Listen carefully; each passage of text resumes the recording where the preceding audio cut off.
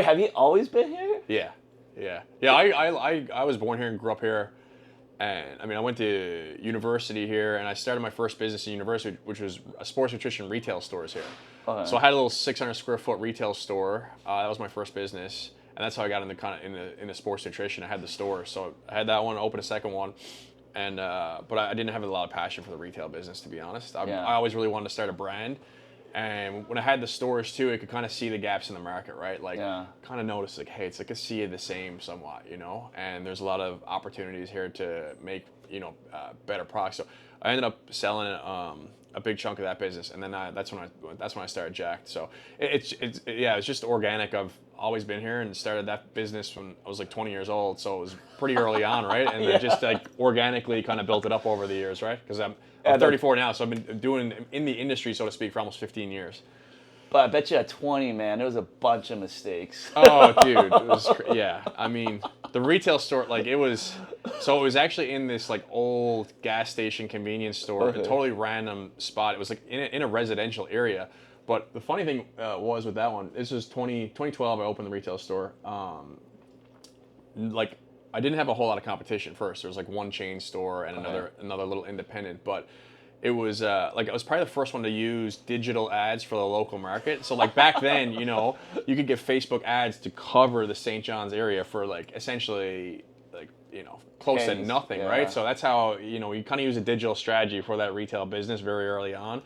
But it meant it was not pretty, dude. It was like a really musty old store. In the wintertime it would be freezing.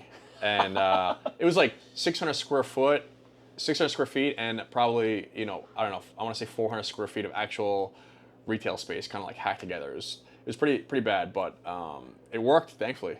It was actually cash flow positive? Yeah, these numbers aren't going to blow your mind or anything, but like it didn't, we lost money maybe for the first, we were kind of under break even for maybe the first month, but after that, like I was going to university, had the whole gym community there kind of coming to support, a lot of the local university college kids coming in to support. I'd always run deals and stuff like that, and we're always so into the industry. I knew what products people wanted, and I was bringing in, I guess, the more exciting products from the U.S. when the other stores just had the boring stuff. So 2012. So you had Pro Subs, Dr. Jekyll. Oh yeah, we had that. I mean, we went through the whole like original like Jack 3D or like all that. Yeah. Oh, the original. Yeah. Oh yeah. All that stuff.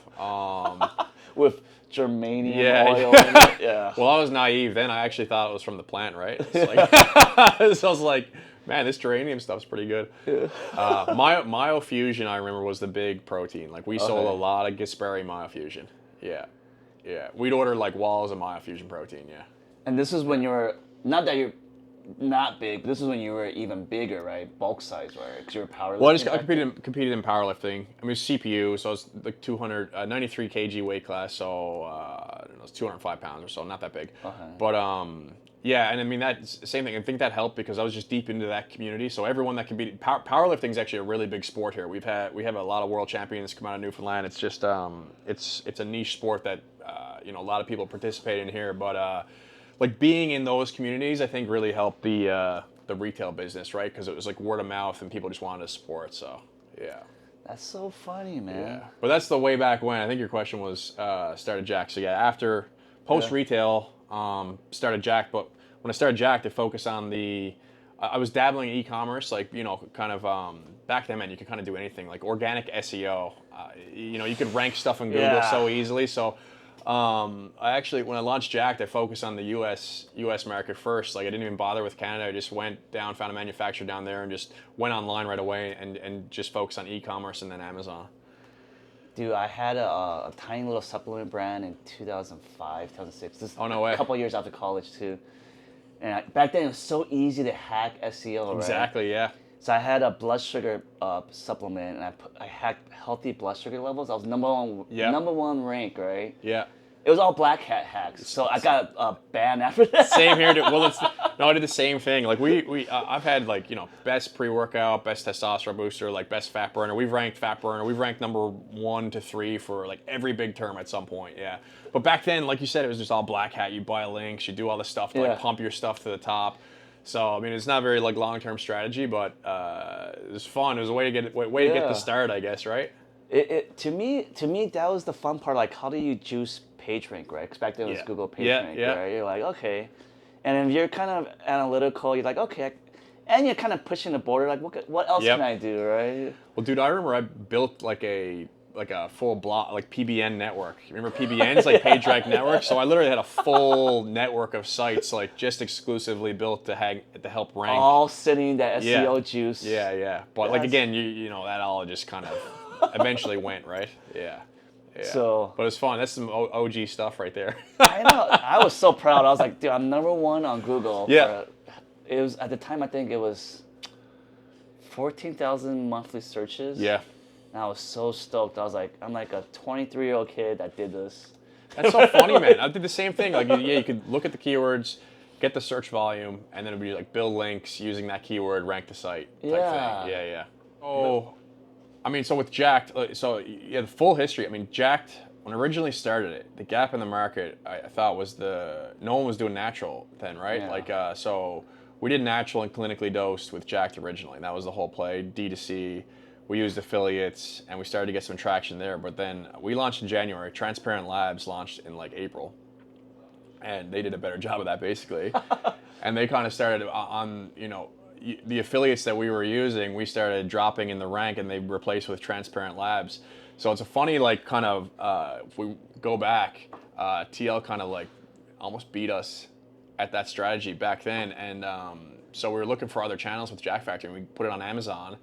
And realized, how the opportunity there, so to speak, like being very early on Amazon. So we kind of pivoted Jack Factory and really, really scaled it out on Amazon.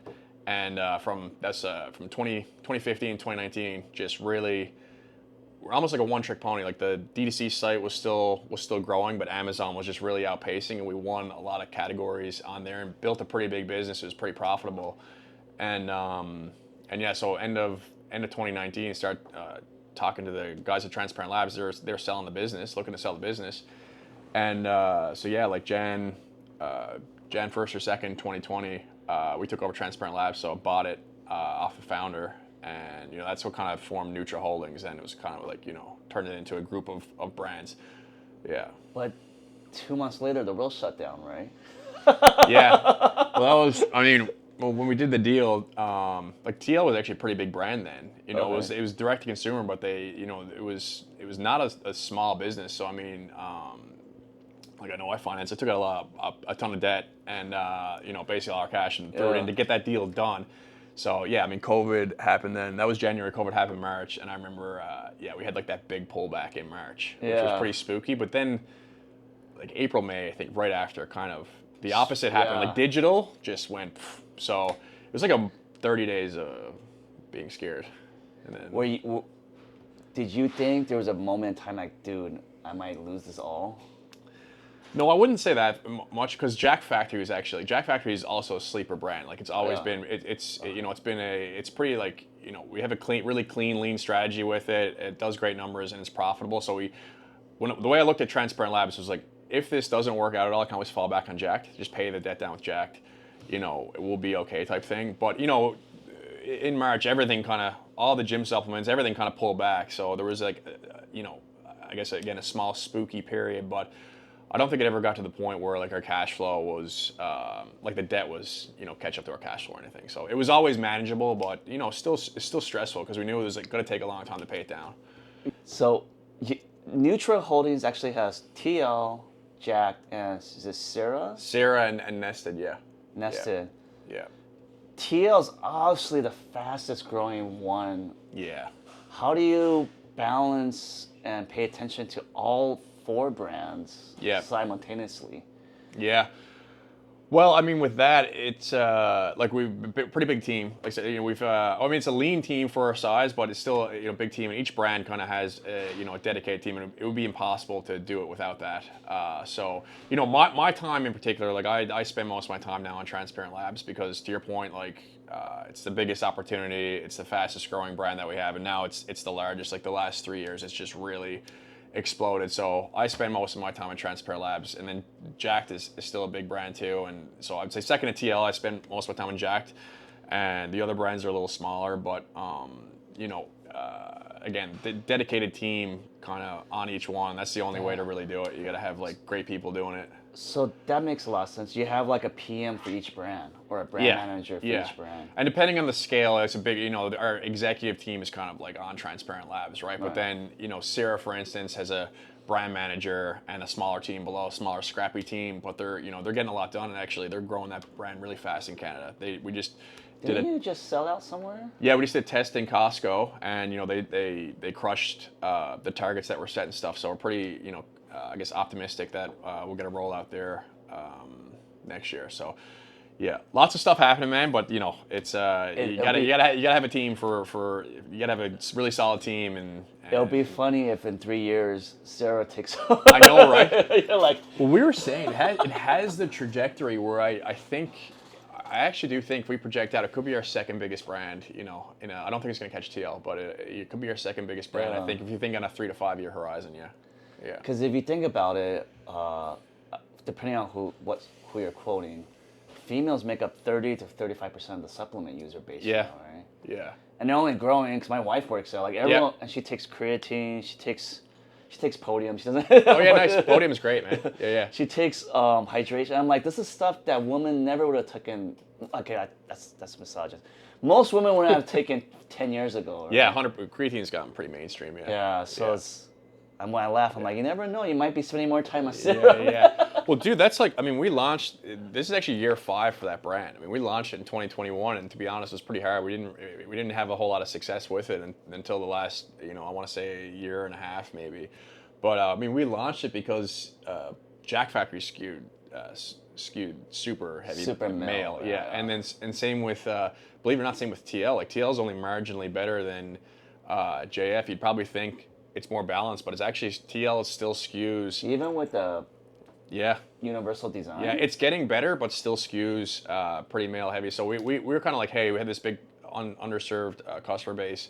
Yeah. Let's do Sierra and start getting some of those customers. So that was kind of one of the reasons that we like incubated that brand in the first place.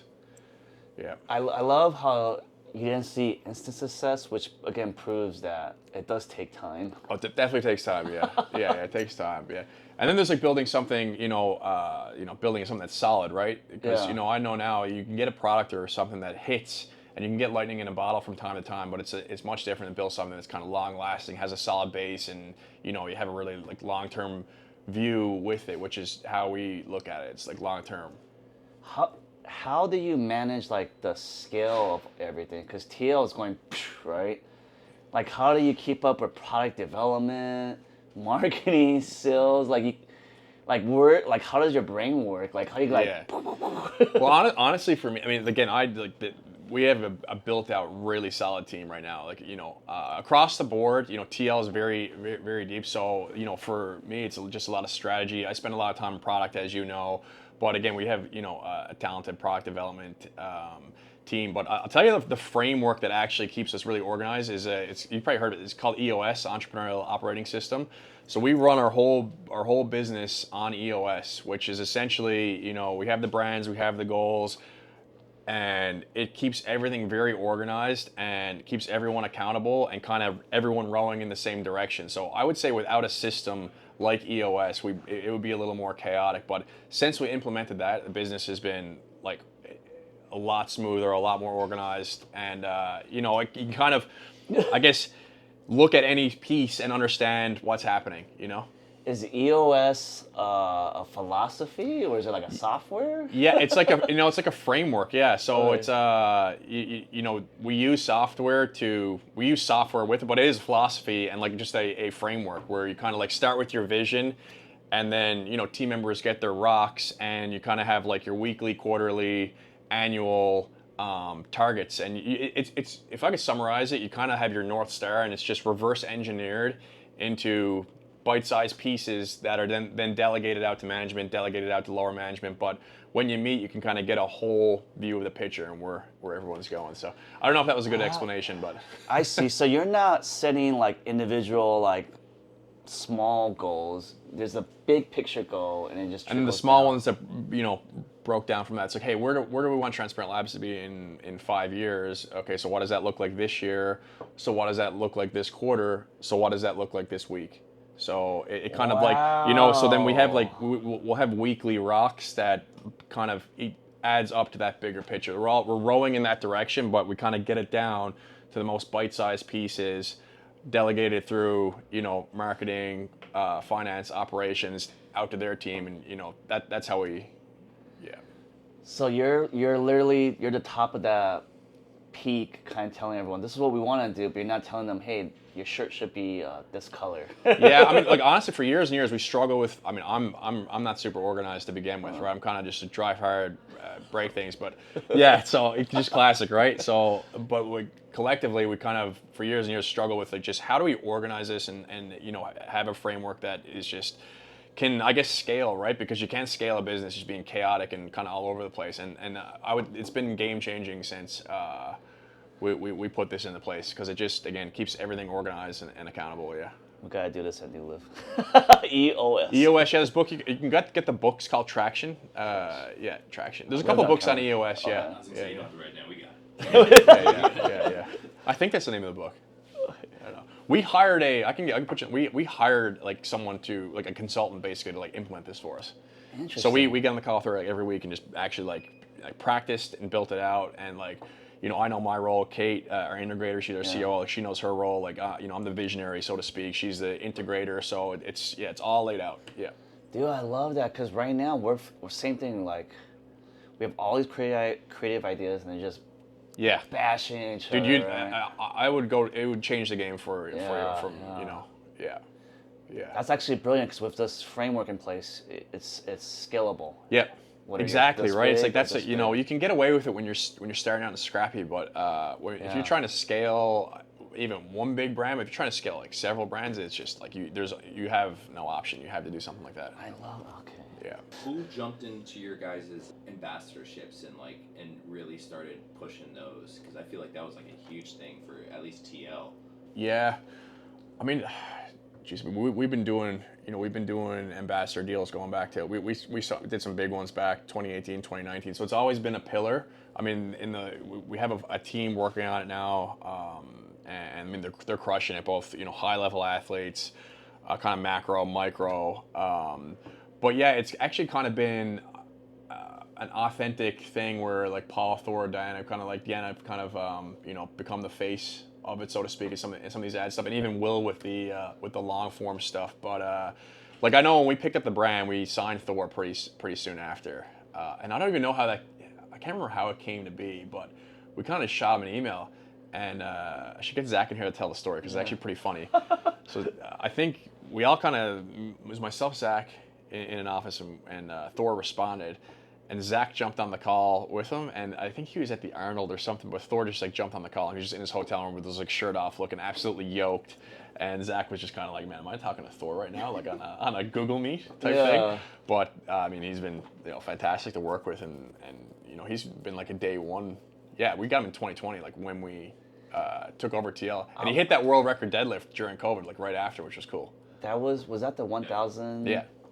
So there's the whole like the supposed to be controversy. So he did it again. Did you see his? Yeah. His newest one, he did it again. It was 105. Yeah. Or sorry, what is it? 500 and something? 505, I think. Yeah, because I think he did 501 in Iceland, and this was 505, Yeah. slightly more. This is kilograms, right? Kilograms, yeah. Yeah, It's like this is the one that he was saying. He was like, this puts it all to rest. Yeah. Yeah. He prepped for it in competition, 505, nailed it, held it for like a good 5-second pause at the top.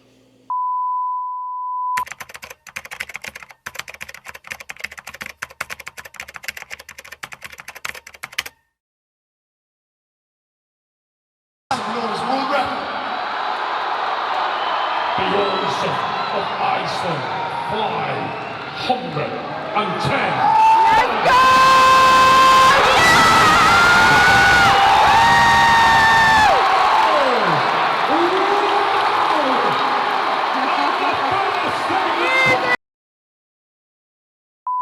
And what's crazy is he did the boxing with Eddie in between, so he cut down, focused on boxing, and he actually got pretty good at it. He was pretty technical. Like he looked good. Watch the fights. Eddie was kind of swinging for the fences, and Thor, you could tell he had some real boxing fundamentals that he had learned. So he did that, and then he come back powerlifting, got injured, And so he's like he's kind of got out of strongman for a bit, then he got injured, and then he came back and did this, so it's pretty awesome. It's one crazy thing. Your athletes have been with you forever. Yeah. They don't, because usually like in our industry, someone would jump every couple of years to another brand. Like Thor's been TL since day one. Yeah, no, we've definitely, I think, have had a above average retention with them. Yeah, so I think you find those good fits, right? I mean, Thor's awesome to work with. Paul and Deanna, like these faces of the brand, they love it, and they're also just great to work with. Right? They're like kind of parts of members of the team, really. I mean, honestly, at this point, you could probably just pick up the phone or text Thor, like, hey, do you think you could do like a shoot next year? Well, they all came in to do the ready to drink shoot, and again, it was like there's some things happening on camera and off camera that you can't even script. Right, this is like an organic chemistry, which is pretty cool. Yeah. That's the best part. Like when there's like, and then he's like, I want to try this one, and they crush all three, and like, dude. Yeah. That wasn't part of the script, but great. Yeah, 100%. Yeah. My favorite is looking into the comments and then people ask, like, people thinking it's their brand because they're like, oh, this guy's like putting, like, he loves it. Like that's Thor's brand. Yeah. Like in the back end, you're like, sweet. Like that's awesome. Like a lot of people associate with Paul too. Yeah. Yeah, I think Paul's had a big effect. Like, again, I said the Transparent Labs demo skews a little older, and Paul's kind of like the pinnacle for what you want to look like at 50 plus, right? He's just like, so I think that's been, and he like Paul's natural too, and he lives the lifestyle, trains really hard, eats really clean. So it's just, he embodies like the core principles to like a T, I think, again, the audience, the athletes you have speak directly to your audience. So. Yeah. All right, you're an avid mountain biker, right? Washed up. Washed up wannabe mountain biker, yeah. Avid, washed up mountain washed biker. Up, yeah. That sport comes with its own risk and reward. What parallels do you see between mountain biking and being an entrepreneur? It was definitely, I think being an entrepreneur is definitely risk-taking, for sure. But I don't know. I don't take too many. I try to not take too many risks on mountain bike these days because I got back on the bike during COVID, and each year I've had like one big crash. So I gotta chill out with that. But tying it to business, I say this. Like I raced downhill mountain biking growing up. Love to compete, and we always joke around here we're like a sports team, right? So like business is like competing. That's kind of how we view it. It's not like a corporate bureaucracy. We're almost like teammates, and on a team trying to win the prize. With risk taking, I say like the biggest risk we ever took with the business or ever took is buying Transparent Labs, which was kind of not in the playbook. I didn't know anything about doing mergers, acquisitions, anything like that. But that opportunity came up. We evaluated it. We took on a lot of risk to get it done, but it ended up paying off in a big way where now it's our largest brand, in the portfolio by far. So yeah. So I think there's shots like that you can take. I mean, getting into beverage now, we're learning that. I mean, it's a new thing for us, so it's a new mountain to climb, and it's a different beast, right? Just on the procurement side and buying the ingredients and the margins and things like that. It's going to be, I think, a lot more cash intensive, say, than some of the other stuff. So again, we're taking on a risk by funding that and choosing to build that up.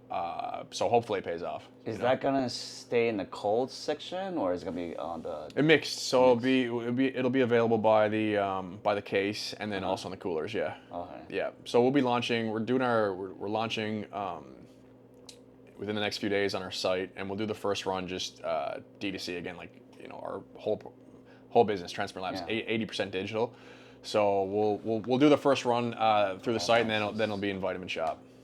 But if you're doing RTDs direct to consumer, the freight cost alone is gonna nuke all your profit. Yeah, it's more like getting into people's hands. Yeah, just market share. Yeah, exactly. Long term, we want these to live kind of in a retail environment. Yeah. But out of the gate, we have a great engine to get it out to customers, get feedback, get it into our kind of like most loyal customers' hands and things like that. So that's why we're doing the launch D2C first. Yeah. So speaking about athletes, officially you have those 4. Yeah. But Mr. McElroy. Rory, yeah. That was cool, man. 18 tall. Yeah. Sunday at the Masters. The dude needs a little bit of energy to get to the finish line. Busts out a protein bar and it's yours. Yeah. What was going through your guys' mind? Like, what emotions were you feeling? Man, I wish I was watching it live, which I admittedly was not. But yeah, Noah, one of the guys on the team, sent the clip, and I was like, oh my God, you have to be kidding me. I mean, what's crazy about it? You get excited anytime there's an organic kind of moment like that, right? Because I mean, we didn't give it to him. He obviously bought the product and is just using it, but it was such a high stakes moment for him, right? Like he was trying to win that Grand Slam. It was like deep into the 18th hole, deep into the It's into literally the the last hole of the Masters. It's Sunday, right? So I mean, I don't know, dude. You could like script that a million times, it would never work out that good. So it's a really cool moment. I don't know if you would pick out the bar super. If you knew what you were looking for, you'd pick it out. But like the average person watching probably didn't immediately say, "Hey, this is a Transparent Labs bar." So it's more of an internal like, "Hey, this is so cool, guys! Everyone should be excited about this," and the whole team was. And funny enough, it happened again at the last. Like 2 weeks ago, I actually had this one on, and Rory had another flavor of the bar out, and he was on the screen for like 30 seconds, waving it around, talking to his caddy, and I was like, "This is crazy! It's happening again." So I guess he likes the product. Yeah, it's cool. And for the record, he's not a sponsored athlete, right? No. This is all organic. All organic. Yeah. I'm sure now you're sending him cases, right? Yeah, we're trying to, but I guess with Rory, right? He's a top level guy. He likes what he likes. We're happy to have him as a customer. It's pretty awesome. Yeah. Do you think that was like your pinnacle marketing moment? Like, okay, we're doing something right now. Yeah, it was hugely validating. I mean, locally, again, where we're headquartered here in St. John's, like. The local kind of business community, I think we're a bit of a question mark. Like they don't really know what we do because it's not like we have a storefront. We do 90% of our business in the U.S., but that moment, put us on the map locally in a big way. The premier of Newfoundland, made a post about it. So it was really exciting, I think, for the team and it was an exciting moment for around here for sure. Did you get a visit from the mayor? Yeah, the premier sent the letter and he made a post, so it was cool. Yeah. I think it's awesome because Rory's known for just his like off the course fitness. So like everyone looks at him for like, oh, what do you do for fitness in golf? Yep. And for him, like I know. Out of all the people, I know. I was like, dude, that's massive. It was like the best guy at the best moment because he takes his nutrition super serious. Yeah. Like I don't follow golf closely, but that's part of his personal brand. Like he's known as like the fit, jacked, dialed, nutritionally golfer, you know. So it's like anyone super that cool. even wants to dabble into golf and is like, I need my nutrition a little better. The first person they go to, Rory. Yeah. And then they see like, and right when you like even Google Rory nutrition, your guys' bar pops up. Yeah. Like and this is like not even a paid ad. Yeah, it started to pick up a little bit. So that's pretty cool. Like how if you look it up now, we're kind of showing up and stuff. A couple of networks like picked up the story and whatnot. So that was cool. I think golf.com has a feature on it. Yeah, I saw that. Yeah. It's cool. Yeah. I mean, the I don't know. Do you follow basketball or? No, man, I'm pretty bad for like all that. I don't follow Hockey? any sports. I watch playoff hockey. Okay. I grew up playing hockey, but I don't follow the regular season at all. Like I'm trying to think of an analogy, right? 18th hole Sunday, like it'll be like penalty shots, Stanley Cup finals. Yeah. And then they're like, hold on, timeout, and he's like a bar. Dude, I know. No, it was crazy. I don't think a moment will. I don't know if a moment will actually top that for us in that sense, right? Yeah. Because it's a super expensive.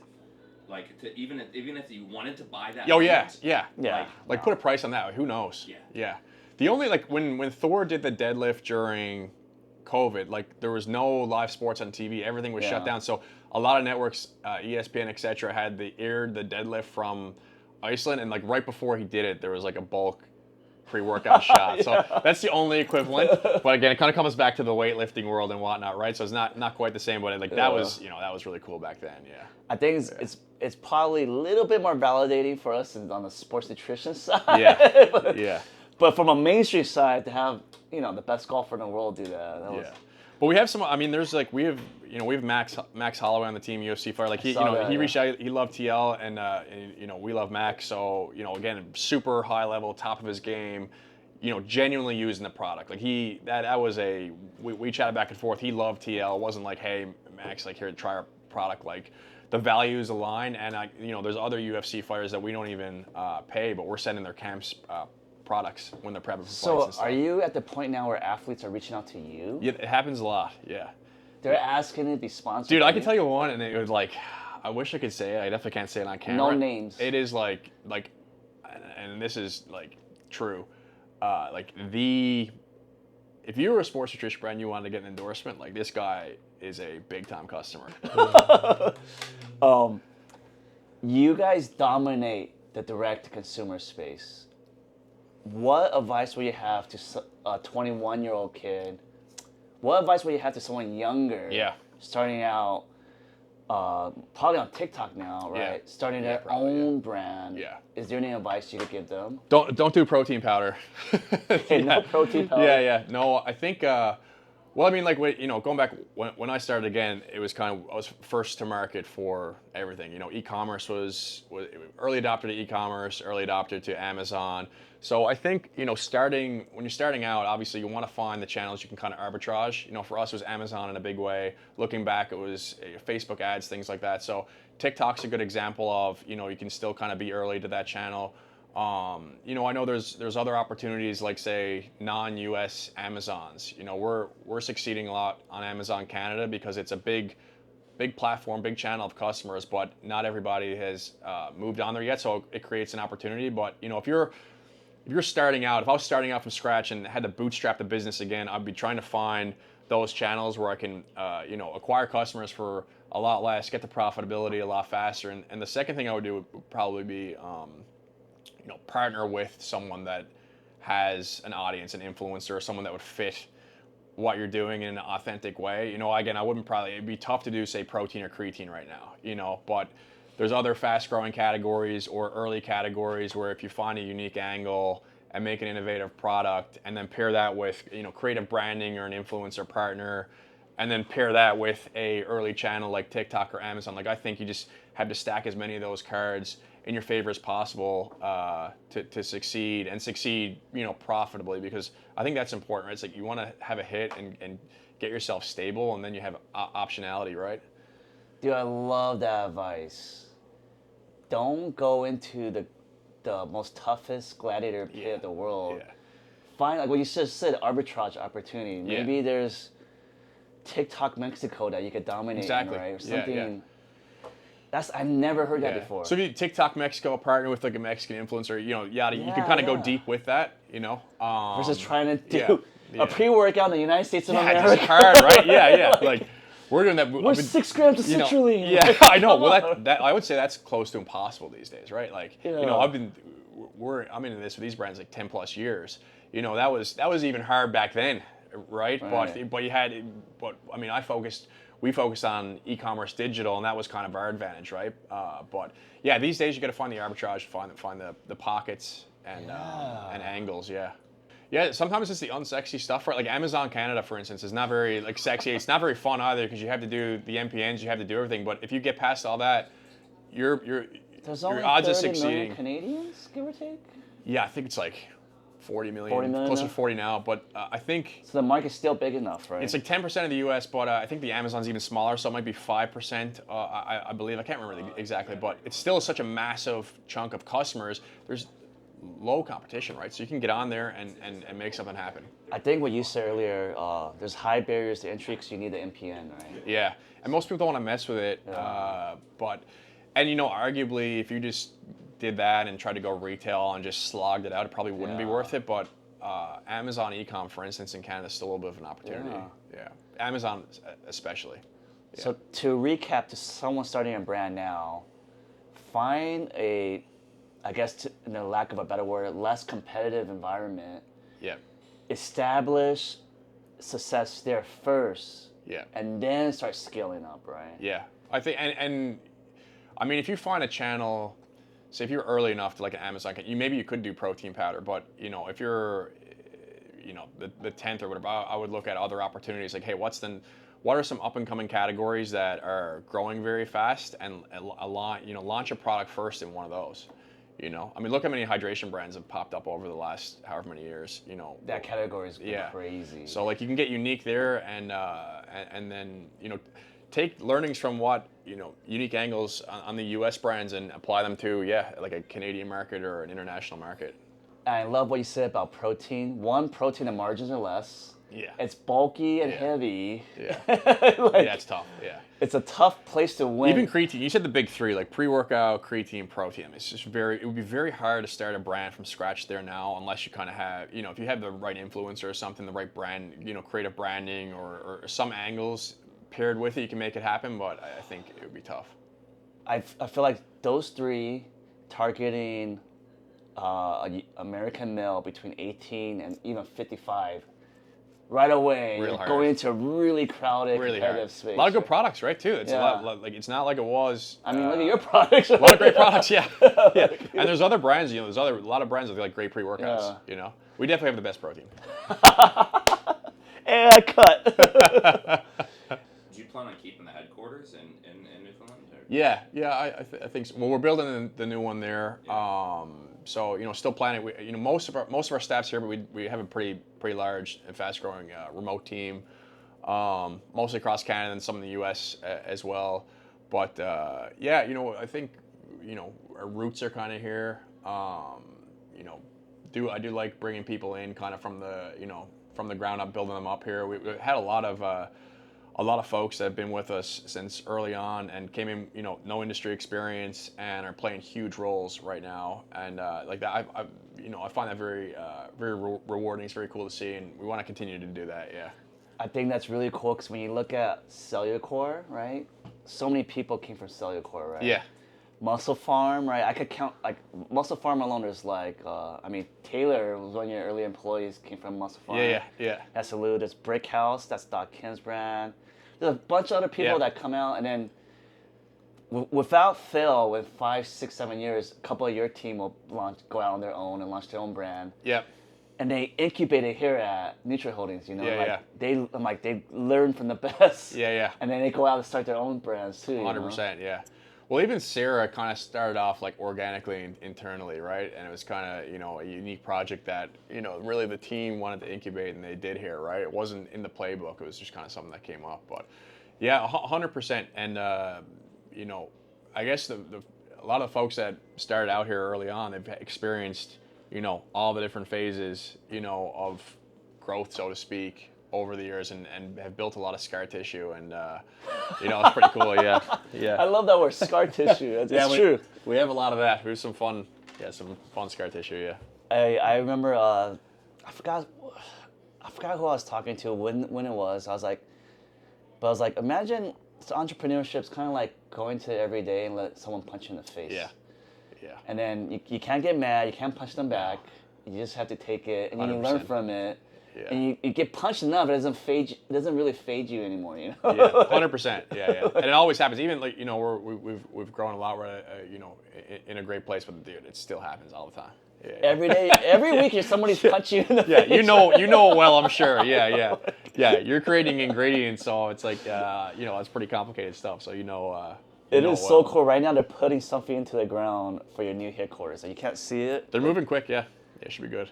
Do you think they'll be done in 2 years' time? They're saying a year, which seems fast, so we'll see. They always.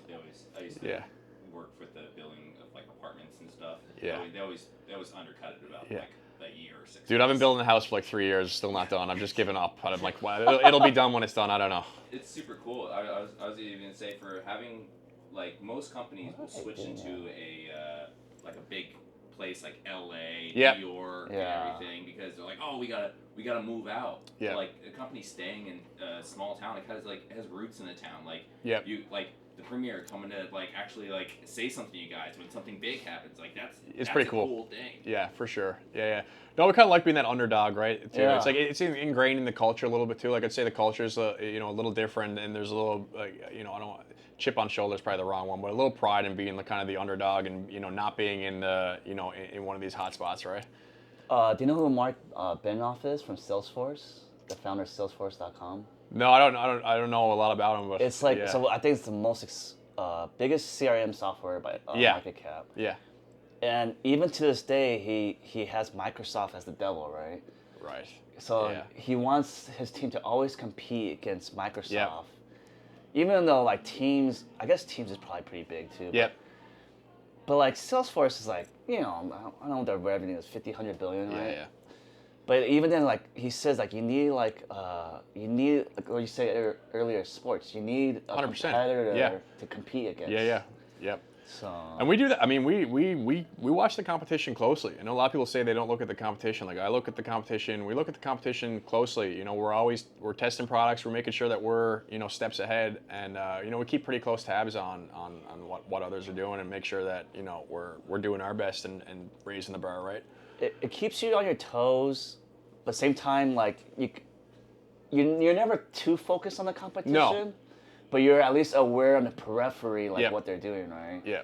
So 100%. There's good ideas. You can take inspiration from everywhere, right? Like I read Sam Walton's book years ago, and he was big on that, right? He'd always just be in other retail stores, kind of seeing what they were doing right, what they were doing wrong, and taking best practices and applying them back, right? So.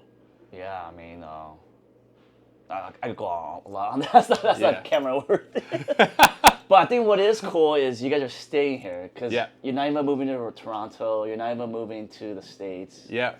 Well, there's other companies that there's a company just down the street here, Verafin.